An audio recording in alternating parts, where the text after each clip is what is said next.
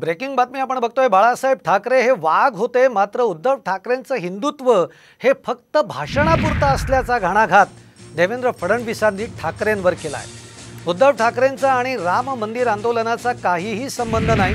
उद्धव ठाकरेंचे चेले चपाटे या त्यावेळी कुठे होते असा सवाल फडणवीसांनी केलेला आहे। तर फडणवीस हे महाराष्ट्राला लागलेला डाग आहे असं प्रत्युत्तर संजय राऊतांनी दिलेलं आहे।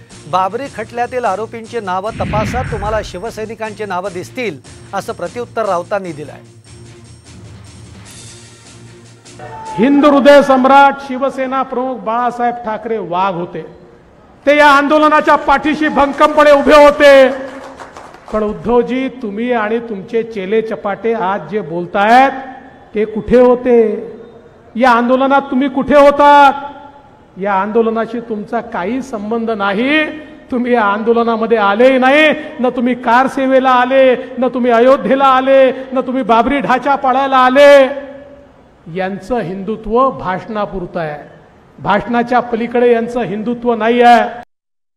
बाळासाहेब वाघ असाल तर तुम्ही महाराष्ट्राला लागलेला डाग आहात। बाबरी कोसळली किंवा त्या संपूर्ण घडामोडीमध्ये शिवसेना कुठे होती पाहायचं असेल तर जे स्पेशल कोर्ट विशेष न्यायालय स्थापन झालं त्यातल्या आरोपपत्रात आरोपींची नावं एकदा त्यांनी पाहून यावी। ते वकील आहेत, त्यांनी सगळी नावं एकदा पाहावी। मग त्यात किती शिवसैनिक आहेत ते त्यांनी महाराष्ट्राला सांगावं। देवेंद्र फडणवीस आणि त्यांचे सगळे चेले चपाटे हे एक नंबरचे खोटारडे आहेत।